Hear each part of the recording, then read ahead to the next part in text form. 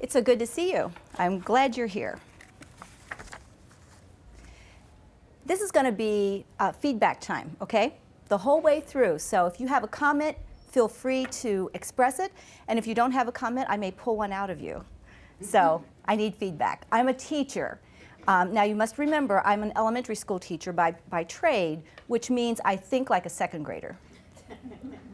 So forgive me if I'm way beneath you, but I think like a second grader. Do you like movies? Sure. Yeah. How many of you like movies?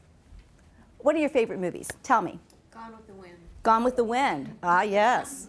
The Wedding Planner. The Wedding Planner. Saw it. Lord of the Rings. Oh, my word. Anybody else a Lord of the Rings fan? Oh, my goodness. That's brilliant. I can't count the number of times we've seen all of those movies at our house. Lord of the Rings. What other movies do you like? I like romantic movies. Oh. With good endings. Romantic Happy movies? endings. Of course. Of course. I'm sorry? The Notebook. Yes. Oh, that's a sad one. That's a sad one. What other movies do you like? I like Turner Classic Movies. Okay. Yeah, oh yeah, I love the old All the ones. black and white. Okay. One in particular come to mind? Last night there was Casablanca. Casablanca? Sure. Real classic. Meet Me in St. Louis? Okay. Which is going to be done. Alrighty. Any other movie that you want to name? Pride and Prejudice. Pride and, mm-hmm. Sound of Music. Anyone else want to go, Of course, absolutely. Anybody else? Okay, I'm surprised no one mentioned The Passion of the Christ. Was that anyone's favorite movie? Oh, I saw it. Was it your favorite? It wasn't my, well, it's go back and forth, because it was your favorite because you're like, wow, somebody's actually able to take it out of the Bible and put it on the screen. But it was just so, like, emotional and just so dramatic that it's like, I can't even watch it again. Like, you know, Indeed. So it's not like it's a bad movie, it's a great movie, and it's just like, wow, to be able to visualize all of it. It's just it's a great movie. It was a tough movie to watch, The Passion of the Christ. And for several reasons, it was just such a tough movie to watch. Now, if Mel Gibson were here, I'd go to him and I'd say, Mel, I really didn't care a whole lot for The Passion of the Christ. You have really good eyes, Mel. I really like your eyes. But that movie just was not my cup of tea. And there's several reasons. The brutality, oh my goodness, the brutality was awful. A little bit goes a long way for me. So that really bothered me a lot.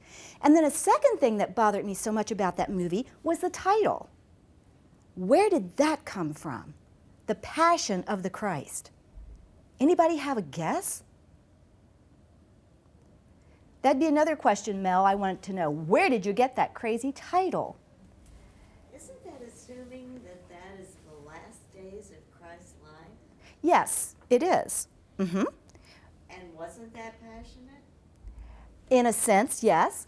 And when we get to the etymology of the word, then we'll really understand. The word passion literally means suffering. Had you ever heard that before? No. Suffering. And so if you look at the movie, the word passion literally means suffering. So if you look at the movie and you see all the brutality that's there, and then you have the word passion, doesn't it make sense?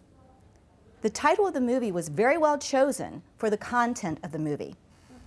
Now, how does that fit in with our conversation on compassion and love? Let's take the word passion. What does passion mean? Suffering. Now we have a prefix on the word com, C-O-M. Any notion what that means? With. Yes, with or alongside. So if we have compassion, it's with or alongside suffering. Compassion. When you show compassion, you are coming alongside someone who is suffering. Make sense? Okay? I think compassion is a wonderful, wonderful word. Now, there's another word that we often think of in the same context with the word compassion, and that's the word pity. They're two totally different words, almost diametrically opposed to one another. Compassion is when we come alongside someone who's suffering. There's emotion involved in that. I feel something that moves me. Then there's pity. Pity is when you've seen someone suffering or a problem in someone's life, and there's emotion involved with that. With compassion, it has a tendency to draw me alongside or with the person who's suffering. Pity says, ooh, I don't like what's going on. It looks messy, it looks painful. I don't want to get involved. Compassion and pity, both are emotional based, but the result, where they take you, are totally different. Now I'm wondering, have you ever had a situation in your life where you've had a lot of passion, where you've literally been suffering a lot? Did anyone come alongside and bring you compassion? Would you have wanted someone to come and offer compassion to you? Sometimes it's hard to know how to do it. Very hard to know how to offer compassion, exactly. And Denise, I'm glad you brought that up, because that's one of the big things we're going to talk about tonight, is how to deal. That was a wonderful setup, thank you. It's so very, very important that we stop and think about what compassion's all about and what it would mean in our own lives.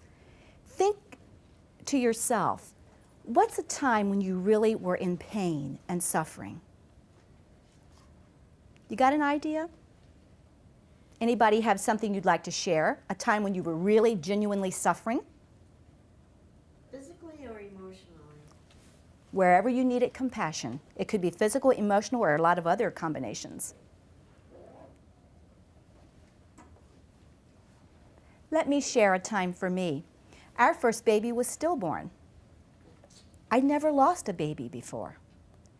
I was lost, and I had no idea how to deal with all of the pain that I was feeling. I needed someone to come alongside. I needed someone to suffer with me. Fortunately, I had people who came alongside and did suffer with me.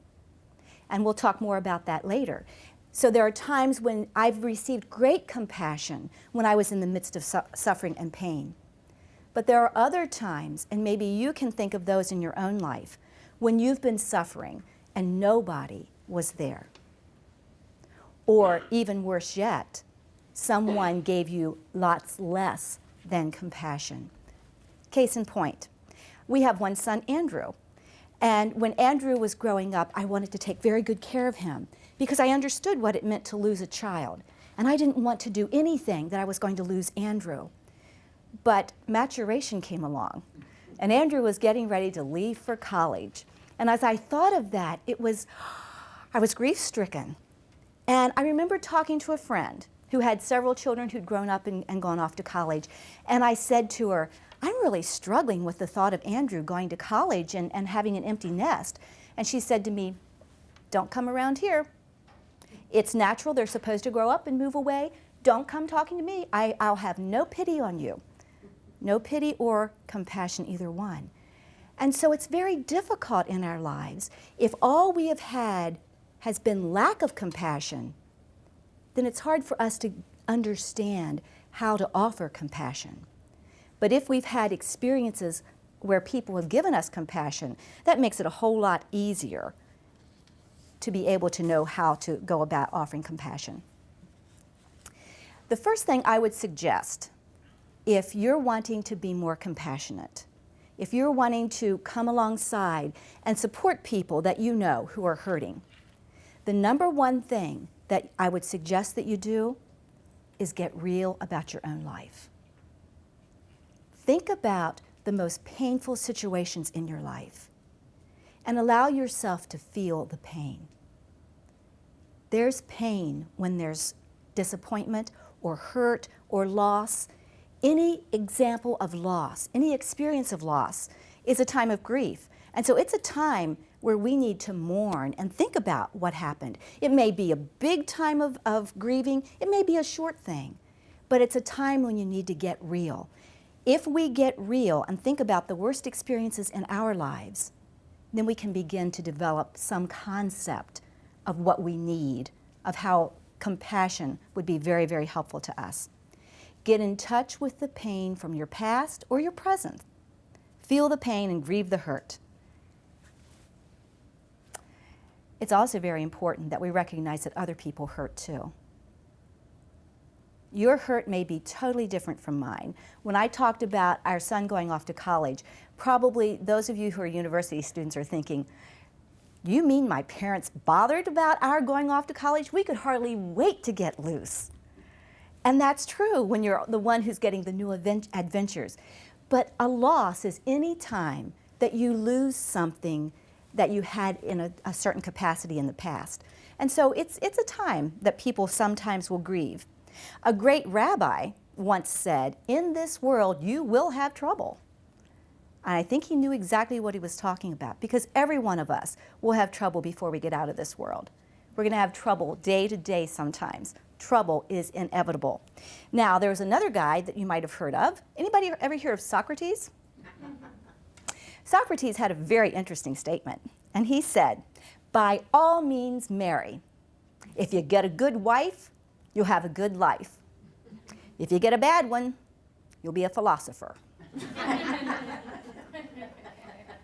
Sounds to me like Socrates may have needed a little compassion. And maybe a little marriage counseling on the side also. It is inevitable that we will have pain and suffering. No one is exempt from that. Actually, how many of you are into the arts? Music, art, drama. Do you realize how many expressions of art are really cries for compassion? They're cries of, this is the pain that I'm experiencing. Come alongside and travel with me through this pain. Pain is absolutely inevitable. Now, we said we were going to talk about some ideas on how to learn best to express compassion. So here's the first thing I want you to do. When you hear of someone who's suffering, the first thing you need to do is think about yourself. Counterintuitive, isn't it? And what I mean by that is, think about yourself being in a similar situation. Think about if that experience, that crisis, that trouble were in your life. What would you want? What might you need? Think about yourself. Think about what you need, and then go do it for the person who's grieving or hurting, the person who needs compassion. Does that sound reasonable? Yes? No? Yes. Maybe? But it's very intimidating to think about going to someone who's hurting. If you've never experienced someone pouring compassion into your life, then what are you going to do? How do you know where to start? That is a very important question, but you know, no experience is needed. No experience is required to be able to go and offer compassion. I told you that we lost our first baby. Our first baby was stillborn, and I was totally devastated. My question was, what did I do to cause the baby's death? I mean, nobody else had a hand on that baby. It was just me. What did I do? And I was just devastated. Who did I turn to? I cried a lot, which scared my husband to pieces. And he was so afraid that I'd never stop crying. And he didn't know what to say. He didn't know how to fix it and make it better. Wasn't any way to fix it. Wasn't any way to cure the problem. But there were people who came alongside. And there was a precious woman in our community named Karen. And I told you that experience is not necessary to give compassion. Karen came to me and said, Linda, I've never lost a baby. I don't know what that feels like. I don't know what to say, but I care.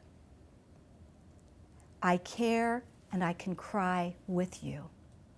And so that's what Karen did. Karen came to my house in the middle of summer in July, very, very hot, no air conditioning, Karen came. And she came, and she came. And we would sit and talk, and I'd ask questions. I'd be angry. I would be so hurt. And Karen would say, I don't know how to fix it. I don't know what I can do to help you, but I care. And Karen did a world of good for me. I don't know where I would have ended up, what depression may have come, what kinds of aftermaths may have been, but Karen was there. And when I have a hard question like, why did this happen? Karen didn't give me any little quick, glib answer. She didn't try to put a Band-Aid on a major wound. Karen simply listened and hurt with me. Can you do that? That's part of compassion. You can do that. You can come alongside just so you don't run the opposite direction and don't try to give a quick fix, a quick little easy answer. When you go to a person who's grieving, go as a whole person yourself. Don't go as someone thinking, I've got to have all the answers. I've got to know just what to say and when to say it and how to say it. Go as a whole person. Just as Karen did. When I was crying, sometimes she'd cry. Other times she'd just put her arms around me and comfort me. Karen knew how to come alongside me. And so when you go as a whole person. Lean forward when you're talking to the person. Make eye contact. Allow pain to be in your eyes if you genuinely are feeling pain. Be real. That's what the other person needs. Don't use tears if you don't genuinely feel them. But if you're hurting with the person, allow that to come through. That's so very, very important. Be genuine. A tender voice is a wonderful, wonderful thing. Karen never came across sounding preachy or judgmental. She just listened and cared. And that's what compassion's all about, when we care enough to care. Tone of voice absolutely is very, very critically important. And words come even lower on the list. So it's more about the whole person of showing compassion. So very, very critically important. The first thing you want to do with a person who's grieving or needs compassion is to come alongside and validate what the person's experiencing. You may not know a lot of details about what's going on, but you can validate the fact that this is a situation that's painful. And you can say, I am so sorry. You can come alongside and recognize that there is definitely could be a very big area of pain there. Make sure you say, I don't fully understand, but I care. So very, very important. Now, it's so much easier to think, well, I'll validate. I'll come alongside and I'll affirm that the person is hurting and needs some support and such. It's easy to say that now, but when you get into the situation, it's not always as easy to do. Did I tell you that I'm a grandmother? I am. I have 2 grandsons. Would you like to see pictures? My grandsons are very, very precious. Last summer, we took them to Tennessee. We took their mom and dad along too, but we mainly took the grandsons. Parents came along for the ride. And one night while the parents were out doing something, just the 2 of them, which was important for a date night, and Dave and I had Aiden and Alistair. Alistair's the younger of the 2, and we had them in bed, and we'd done the whole bedtime story, and everything was cool, and they were getting ready to turn out the light. And all of a sudden, the younger, Alistair, started screaming and crying, and he said, Aiden, you hit me, you hurt me. I'd seen the whole thing happen. Aiden hadn't done anything. For no reason, Alistair was crying. I mean, it was crazy. I just thought it was a little bit of melodramatic stuff there for a moment. And then I realized, when he rolled over the rest of the way, there was a book. A hardback book with a pointy edge. And when Alistair had rolled over, he had jabbed that pointy book into his side. That hurt. There was nobody else in bed, so who did he think hurt him? Of course he had to think it was his brother. And being the compassionate person that I am, I said, Alistair, Aiden didn't hurt you, it was the book. Do you remember what I just told you a few minutes ago? The first thing you do for someone who's hurting is to validate. Look at what happened and feel with the person. I rewound the tape and said to Alistair, Alistair, I am so sorry. That had to hurt terribly. I'm really sorry that it hurt. Let me see your side. And you know, kisses just do wonders of good. And so I kissed away the boo-boo, and then after he was calmed and realized that his tears were legitimate, then I pointed out, Alistair, look what happened. And then I showed him the book. Sometimes it's so easy to get it twisted in order, but it's so important that the person feels heard, not being brushed aside or his pain being minimized. Does that resonate with anybody? It's so very, very important. When you're talking with someone, maybe I should tell you why I wondered if maybe Alistair, what had gone on. One time when I was there watching the two boys, there was a little skirmish between the two of them. And so I said, Alistair, did you hit your brother? And he said, not yet.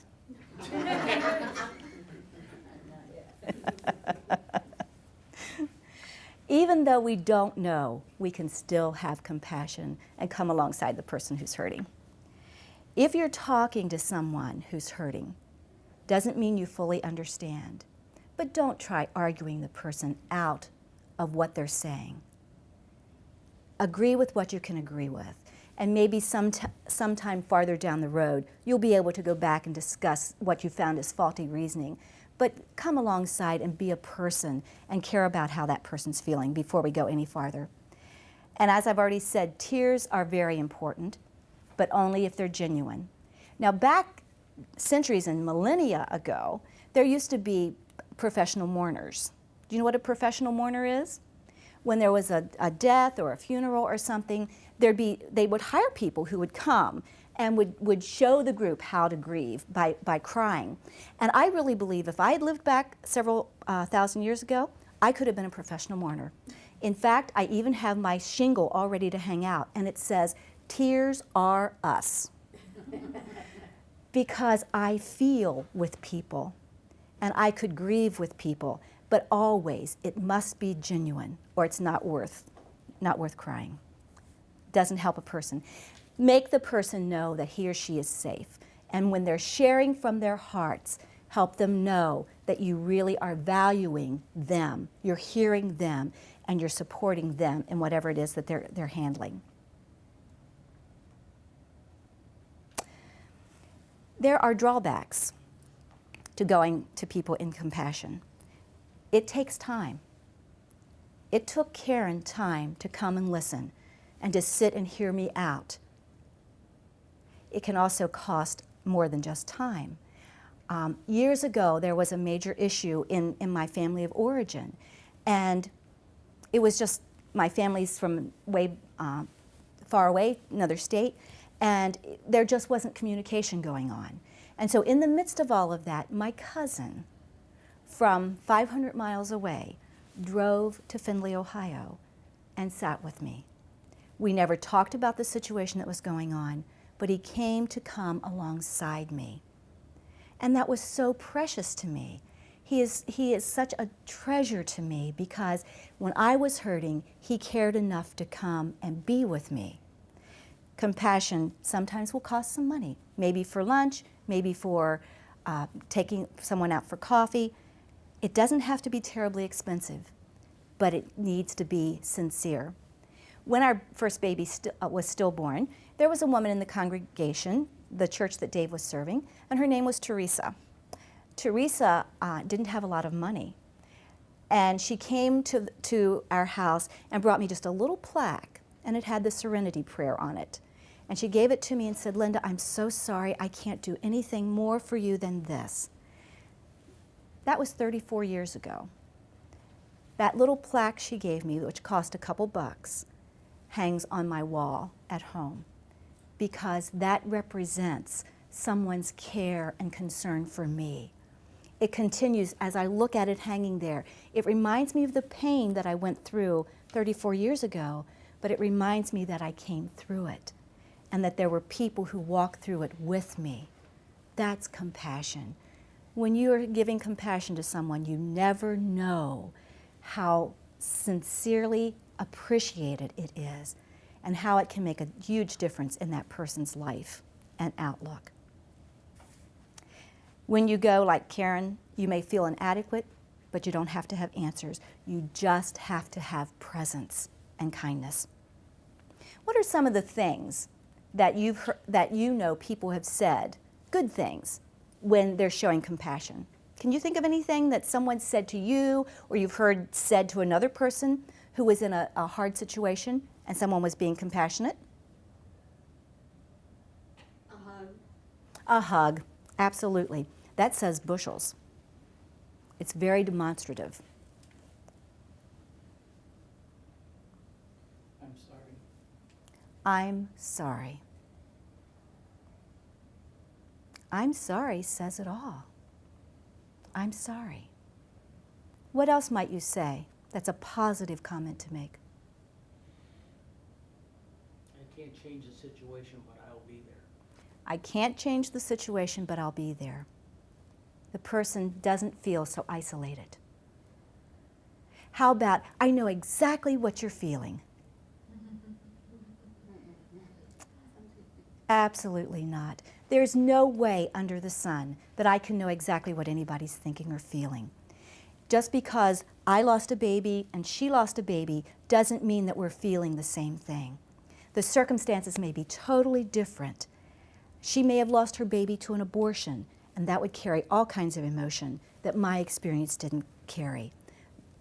Whether it's the first baby or the fourth baby could also carry other baggage with it. There's so much that happens that we really don't know. But we don't have to go as experts. We go as fellow travelers, fellow journeyers, and come alongside people who are hurting.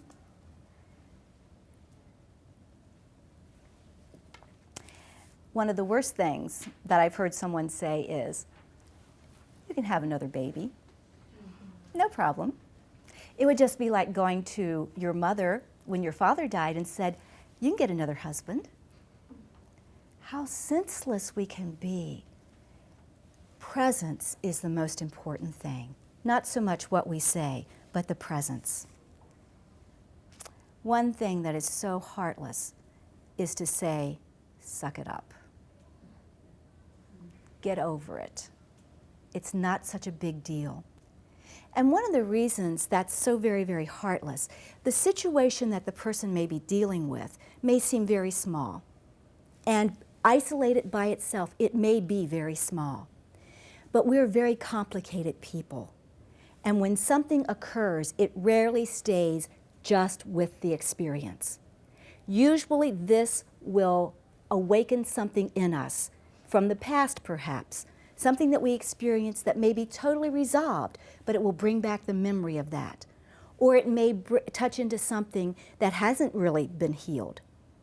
And that all stirs up again. So be really careful when you're offering compassion to someone, because we really can't tell just from an outer look of what it's all about. Then there's another issue of going to someone who's suffering, or struggling, anger. If you go through a list of the steps of grief, one of the issues is anger. And anger is reasonable. It's justified. It's going to occur. It needs to be kept into certain confines, but it is still very natural. And you may get a little of the overflow of someone's anger. But the key to that is to remember, it's not about you. It's not a personal attack on you. It's the person handling grief in a way that may not be the healthiest, but a necessary way. And especially for the guys, if you're going to someone who's hurting, there may even be tears. And tears are okay. Just please, go prepared. take a clean handkerchief or some tissues. And don't be stingy. Hand the girl a number of tissues, please. She's going to need more than just a couple. Now I want to ask this question. Who is it that needs compassion? Absolutely. Absolutely. Every single person needs compassion. We all need compassion. But I need to tell you, just because you give compassion to someone doesn't mean that person's ever going to come alongside and give you compassion. Not very long ago, a dear friend and I were talking about that whole concept, and the thought occurred to us that it's something like this. A mother is accustomed to giving to her child. And if the mother has a bag of candy and she hands it to the child, and the child's friends are around, very likely that child is going to go give candy to other people who are there. But guess who that little guy is not going to give candy to? He doesn't even think about giving candy to his mother because she's the one who provides. She's the one who gives the candy. She doesn't need candy. That's how people often will view us when we are compassion givers.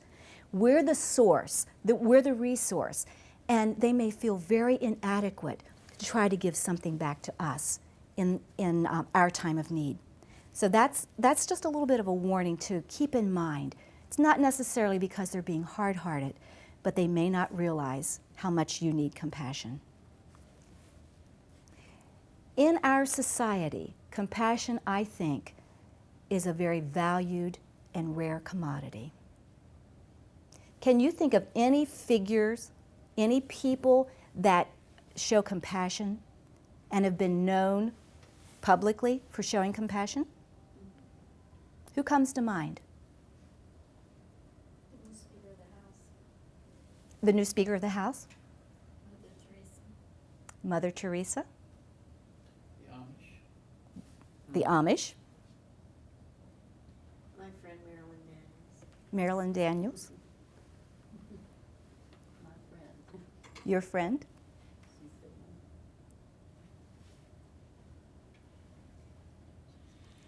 You can be assured when we're coming up with specific names of people or groups of people who show compassion, that shows that it's a rarity. But it's not without possibility of being offered by us. Now, that's the first section that we're talking about, is compassion. The second part is love, and they're very closely related. I have a couple quotes on love.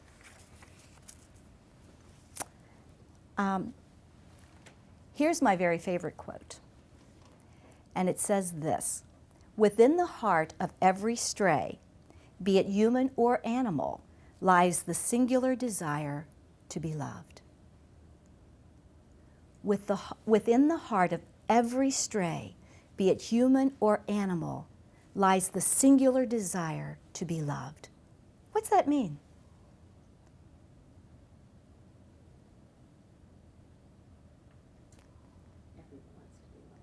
Absolutely, everyone wants to be loved. That is the number one goal of our lives. It's a core value. Martin Luther King said, "We may have gotten here on different ships, but we're all in the same boat now." And that's very true. We are all in the same boat now, and our number one goal is to be loved. Robert Frost said, "Love is an irresistible desire to be irresistibly desired." Victor Hugo said, "The supreme happiness of life is the conviction that we are loved, loved for ourselves, or rather, loved in spite of ourselves." We want to know we matter. We want to know we have value. Every stray, be it human or animal, has the singular desire to be loved. I've done a lot of thinking about that, and I believe that really is a true statement. But why is it that that's our number one goal? I think the reason is because we've been so poorly loved. And why is that? Because the people who should have loved us were themselves poorly loved. No matter how wonderful our childhoods, our years of school, our college experience, the relationships we have with people, I believe we've been poorly loved.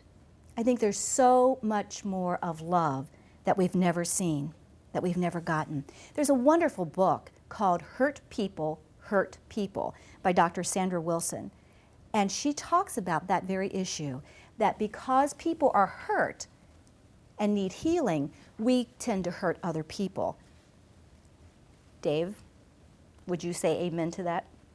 Do you want me to say amen? Well, you've been the recipient. Because I'm hurt, I've hurt Dave. When I'm aware of it, I work to apologize and to do better. But hurting people, it comes very naturally. And so we are constantly wanting to be reaffirmed that we have value, to be loved by others.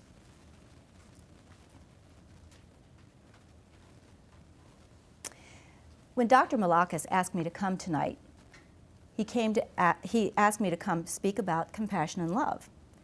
He didn't ask me to come give each of you $1 million. I know. Why didn't you ask me to come give everyone $1 million? I don't know. I hadn't thought about it. He hadn't thought about it. Well, it wouldn't have done you any good. For me to be able to come give each of you $1 million would mean that I had to have lots of $1 million to give you. I don't have it to give. I would have needed unlimited resources. I would have needed money that was genuine, not counterfeit. And I personally would have needed a motivation to give you $1 million. Even though I had it, didn't mean I was going to want to give it to you. It's the same with love. I cannot give you love if I don't have an unlimited resource of love. I can't give you love if it's not genuine. A counterfeit love is no good. And I can't give you love if I don't have a desire to give you love. The biggest problem is I'm astray. And my singular desire is to be loved, not to give love. That's pretty important. What's it mean to have compassion? To suffer with, to come alongside in suffering, absolutely. But we've never defined love. We defined compassion, but not love. What does love mean? I found a pretty good list, and I want you to listen to it. Now, I told you that my #1 goal is to be loved.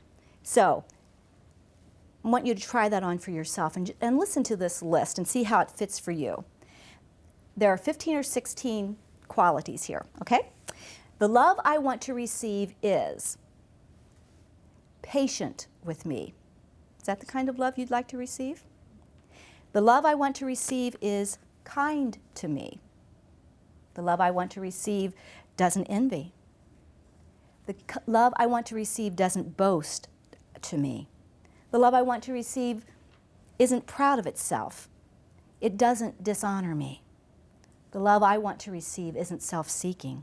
It isn't easily angered with me. The love I want to receive keeps no record of wrongs, doesn't delight in evil against me, but it always rejoices with the truth. The love I want to receive always protects me, always trusts me, always hopes for me, always perseveres with me and never fails me. Is that the kind of love you want? Sure is the kind of love I want.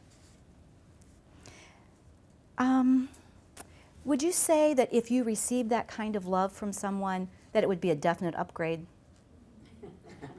A major improvement? Absolutely so. Now I want you to listen to this list again, and this time we're going to listen to it from this category. My love for others is, okay? So the love that you show other people, does it fit with the same category? My love for others is patient with them, is kind to them. My love for others doesn't envy them. It doesn't boast to them. My love for others is not proud in dealing with them and doesn't dishonor them.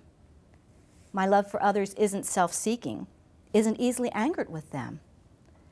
My love for others keeps no record of their wrongs, does not delight in evil against them, and rejoices with the truth about them.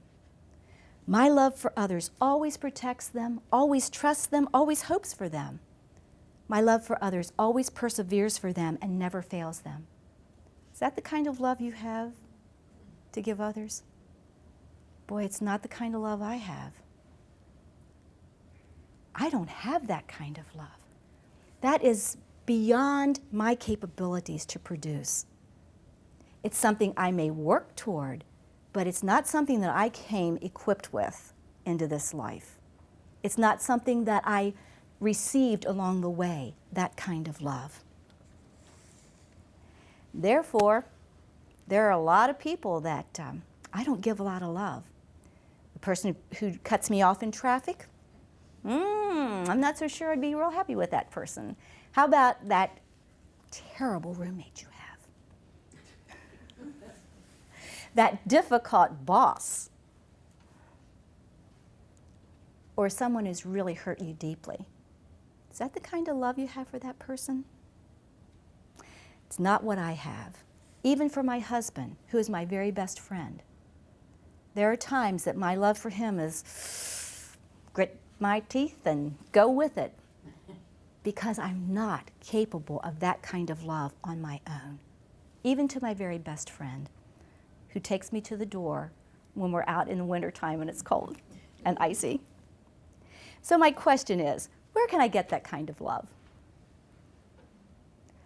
I've gotten some of that kind of love from my husband because he is good to me and he is my best friend. He's a wonderful man.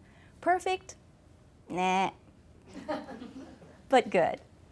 And then another example of really wonderful love for me was someone named Anne.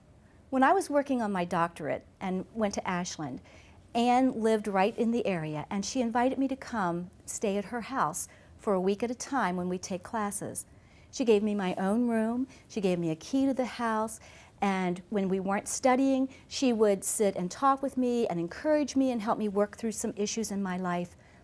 Anne gave me lots and lots of love, but she wasn't always available. And my husband wasn't, his love supply was often limited. And so for me personally, I've had a love deficit that I really needed to find a way to fill. And I found that way. I found a source, a resource, who meets me and gives me the kind of love that I've just talked to you about. This is what that resource is. God has poured out his love into our hearts by the Holy Spirit, whom he has given us. For me personally, a relationship with God through Jesus Christ has given me the love that I've longed for all my life. People couldn't give it to me, but I found that he is my source outside of myself to provide the currency and the motivation to love. He gives me enough love to love myself first and foremost, to love my husband, to love my kids and grandkids, to love my friends, to love those who hurt me, for those who are very unkind. From God, I receive enough love to keep all I need, return some to him, and share with others. I'd highly recommend him. He's also the God of all comfort and the Father of compassion, who cares when we're hurting and comes alongside. Doesn't give easy answers, doesn't put Band-Aids on big wounds, but he cares and supports us. We started this discussion with movies. We're going to end with movies. One of my favorite movies, I already told you, is Sound of Music. Absolutely. It's a love story. I don't know if everybody knows the story. Anybody not know the story of love, of Sound of Music? Okay. We're going to talk about it. It's the story of a man, Captain Von Trapp, whose wife has died, and he has a bunch of kids. How many kids does he have? I'm impressed. You must also be a romantic. You must love the movie as much as I do. 7 kids, and he has no clue what to do with these kids. And so he gets a governess or a nanny who comes, and she's a young woman who's studying to be a nun. And so she comes and studies to be is the governess and takes care of the kids. And in the movie, there's a little poem that I just absolutely love. And here's what it is. It says, "A bell's not a bell till you ring it. A song's not a song till you, and love in your heart wasn't put there to stay. Love isn't love till you give it away." You know, that sounds a little crazy, but here's the story behind that. She's sitting with her 16-year-old, now they're married. Captain Von Trapp and Maria have gotten married. And Maria is sitting with her 16-year-old stepdaughter, and they're talking about love. And Liesl says to Maria, "How do you know that you really love someone?" And this is what she says, "I know because I don't think of myself anymore. I don't think of myself first anymore. I think first of him. I know now how to spend my love." Within the heart of every stray, be it human or animal, lies the singular desire to be loved. It's the condition of all human beings. Love's not all about me or just about me. Love's not all about you or just about you. It's all about all of us. My goal is to soak up all the love I can and to share it with others. Love is a gift I receive from a source outside myself that I have to pass along to others who need it. And that would be each one of us. Love in my heart wasn't put there to stay. Love isn't love till we give it away.